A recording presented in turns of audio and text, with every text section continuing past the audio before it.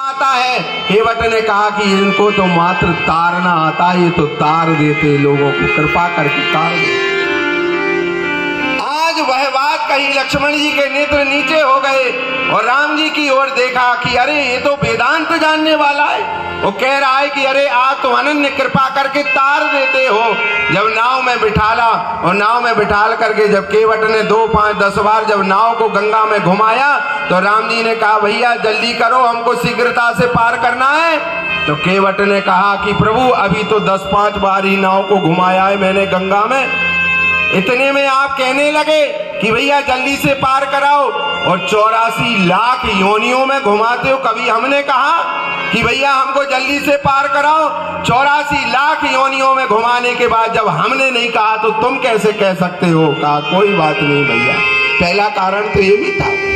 और दूसरा क्या कह रहा है केवट? उसने कहा जब बिठाला नहीं नाव में तो लक्ष्मण जी ने कहा अध्यात्म रामायण में कि भैया क्यों नहीं बिठाल रहे?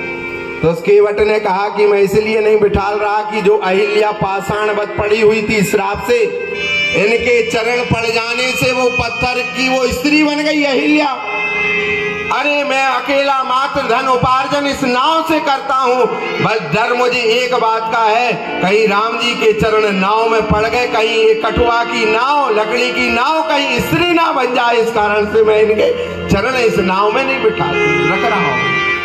कई भाव है। जब राम जी को बिठाला घुमाया नाव में तो आज क्या कह रहा है वो? उस केवट ने कहा प्रभु ये अवगुणों को देखते रहोगे तो कृपा कैसे होगी? हे नाथ कृपा करो, इन अवगुणों को ना देखो आप। अगर नाथ देखो